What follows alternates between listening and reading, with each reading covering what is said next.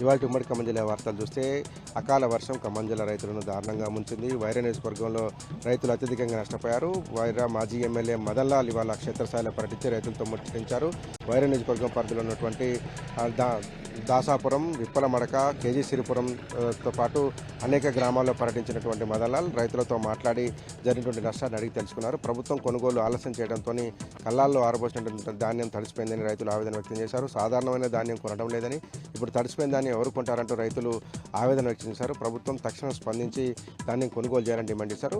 రైతుల సమస్యలు విన్నటువంటి మదన్ లాల్ అక్కడి నుంచే కలెక్టర్కి ఫోన్ చేసి ఖమ్మం జిల్లాలో జరుగుతున్నటువంటి ధాన్యం కొనుగోలులో ఆలస్యాన్ని కలెక్టర్ దృష్టికి తీసుకెళ్లారు. సాధారణ ధాన్యంతో పాటు తడిసిన ధాన్యాన్ని కొనుగోలు చేయాలంటూ కలెక్టర్కు మాజీ ఎమ్మెల్యే మదన్ లాల్ విజ్ఞప్తి చేశారు. ఖమ్మం జిల్లా వ్యాప్తంగా గత రాత్రి కురిసినటువంటి వర్షానికి దాదాపు 100 టన్నుల ధాన్యం తడిసిపోయింది. రైతులంతా అగమ్యగోచరంగా ఉన్నారు. ప్రభుత్వం ఆదుకోవాలని మదన్ లాల్ డిమాండ్ చేశారు.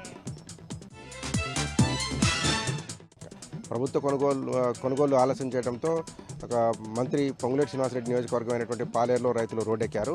పాలేరు నియోజకవర్గం కూసుమంచి మండలం చేగొమ్మ క్రాస్ రోడ్ దగ్గర సూర్యాపేట ఖమ్మం పాత జాతీయ రహదారిపైన బటాయించిన రైతులు దాదాపు 2 గంటల పాటు ధర్నా చేశారు. సాధిక సిపిఎం నాయకులు కూడా రైతులతో కలిసి ధర్నాలో పాల్గొన్నారు. ప్రభుత్వం ధాన్యం కొనుగోలు చేయడం లేదంటూ ఆరోపిస్తూ పెద్ద ఎత్తున రైతులు ఆందోళన చేశారు. రోడ్డుకు అడ్డంగా చెట్లు నరికి వేసి దాదాపు వచ్చిపోయేటువంటి ట్రాఫిక్ని అడ్డుకున్నారు. 2 గంటల పాటు ట్రాఫిక్ అంతరాయం కలగడంతో అటు ఇటు రెండు వైపులా దాదాపు 5 కిలోమీటర్ల వల్ల వాహనాలు నిలిచిపోయినాయి.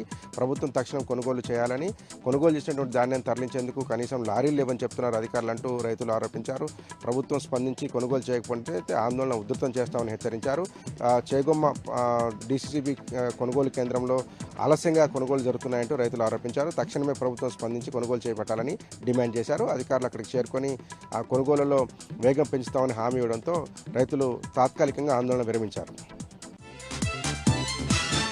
సత్తుపల్లి పట్టణంలో ప్రైవేట్ ఆసుపత్రి దగ్గర ఉద్రిక్త వాతావరణం నెలకొంది. వైద్యం పొందుతున్నటువంటి ఓ మహిళ మృతి చెందడం ఈ ఉద్రిక్తతకు కారణమైంది. జోష్న అనేటువంటి 20 ఏళ్ల మహిళ గర్భకోశ సంబంధిత వ్యాధితో చికిత్స చేయించుకునేందుకు ఆ ప్రైవేట్ ఆసుపత్రిలో అడ్మిట్ అయిందని, నిన్న సర్జరీ చేశారని చెప్పి ఆమె బంధువులు, కుటుంబ సభ్యులు తెలుపుతున్నారు.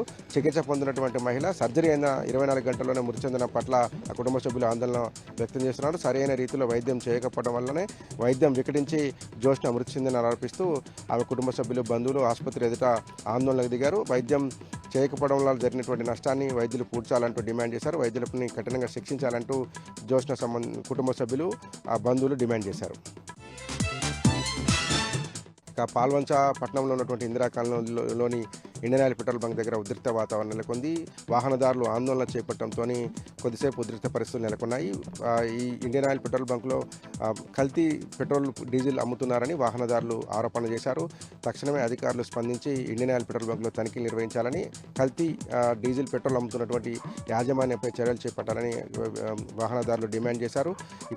ఇక్కడ డీజిల్ కొట్టించినప్పుడు జరుగుతున్న అనేక రకాలైనటువంటి ఇబ్బందులు కలుగుతున్నాయని ప్రభుత్వం, అధికారులు స్పందించి ఇండియన్ ఆయిల్ పెట్రోల్ బంక్ మీద చర్యలు తీసుకోవాలని డిమాండ్ చేశారు.